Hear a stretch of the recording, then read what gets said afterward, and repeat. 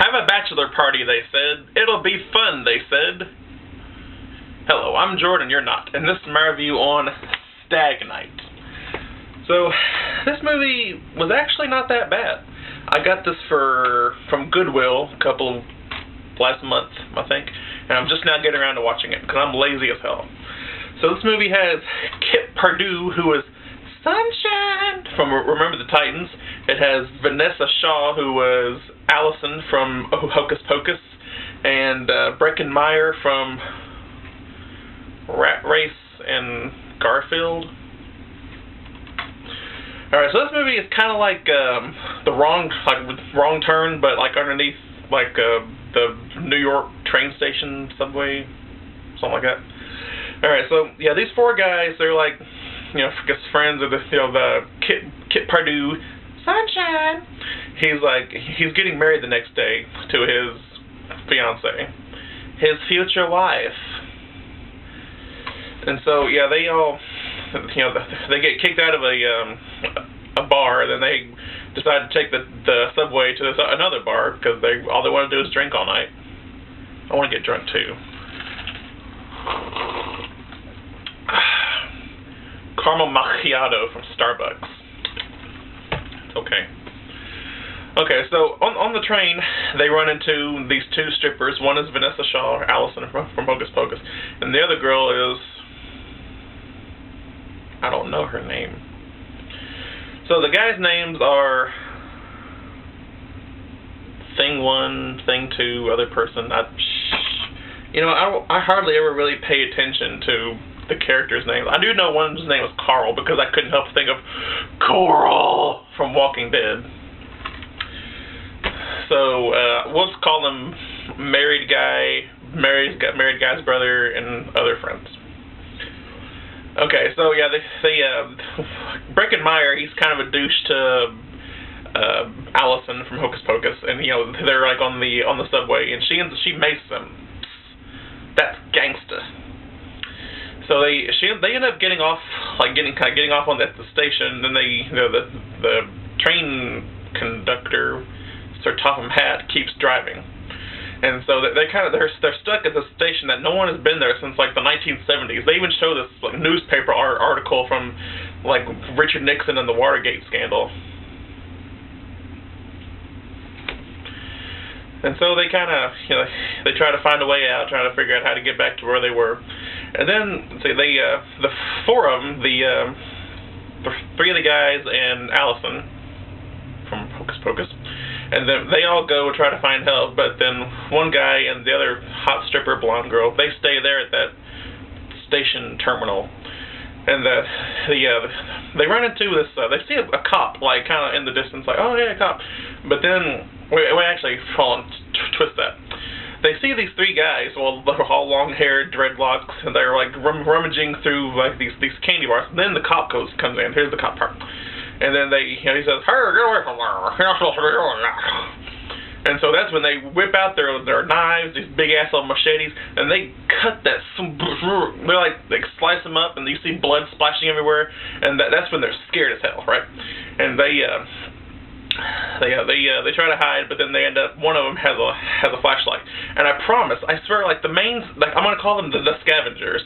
Like the main scavenger, he looks a lot like Rob Zombie. Like, if you ever look at Rob Zombie, like how like he's in concert, he has like all that kind of dirt and stuff looking on his face. The main scavenger looked just like that, I promise. If you watch Stag Night, you'll be like, hey, it's Rob Zombie. I'm not trying to attack Rob Zombie in any way at all whatsoever. Rob Zombie, if you're watching, you're awesome. Released 31 already. So, basically the movie, they're just, you know, running through the, you know, underground tunnel of all the different subways and just trying to get away from the scavengers. There were actually two characters that, you know, I really felt sorry for when they, you know, met their demise. One, I don't know what, I kind of want to tell you, but I kind of don't want to, just in case on the off chance that you do watch it. And on the cover, they're listed as a gang of cannibals. They weren't really cannibals. I mean, they cut people up and then they fed them to their dogs, but they didn't like cut people and eat it like that. That didn't happen, I don't think.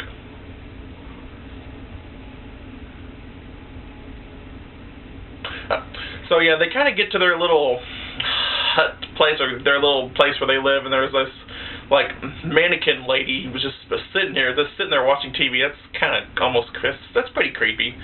That's kind of like, that reminds me of Halloween 3 Season of the Witch, when this robotic lady is like sitting in the corner doing some needlepoint, and Dr. Chalice walks in and he's like, "Where's the girl?" And she's just like, then he like shakes her and her head falls off. That's awesome. I love Halloween 3. Okay, so yeah, they keep running from the scavengers, and they run, and it gets a little repetitive, but it was really suspenseful, the way that they filmed it, and the way, the music, and then you want them to escape. You're rooting for these guys. You want them to get out of there alive. But, there are two people that they kill off. I almost cried when one person died. I mean, that's pretty powerful for that to happen. I had never really, care one way or the other if a character lives or dies. Like, and almost like every slasher movie, there's these, blank, pale, emotionless characters, like take some Sammy from Halloween 5. She's just, bland and nothing, but when she gets killed off, oh well, another person. But this person, when they die, no, I want you to live. Yeah. And I think the only other time that's happened to me was when in the unrated version of Rob Zombie's Halloween 2 with a certain character. And then you have the ending, which was kind of, all these endings nowadays of horror movies. There's always, they're gonna make it, and all of a sudden, the last 3 seconds of, they're gonna get him, and then it cuts to black, and then it just ends. I'm really tired of that. Just say that whether they lived or they died, and I hate it when they just leave someone for dead, and they go through all this trouble, and they died anyway. Like Night of the Living Dead, they go through all that trouble, they die. And then what's another, like Cabin Fever, they go through all that trouble and then they die. And Pumpkin Man, they go through all that trouble and then they die. That's awful. The person who directed the original Pumpkin Man sucks. Oh wait, I directed Pumpkin Man. Shit. Okay, so it really wasn't that bad. I would give this a B+. It was, it was good and suspenseful. It had characters I cared about. It had Allison from Hocus Pocus, Sunshine from Remember the Titans, and Breckenmeyer from Garfield and Rat Race. Yeah. Alright, well, that's my review. Go ahead and check this out.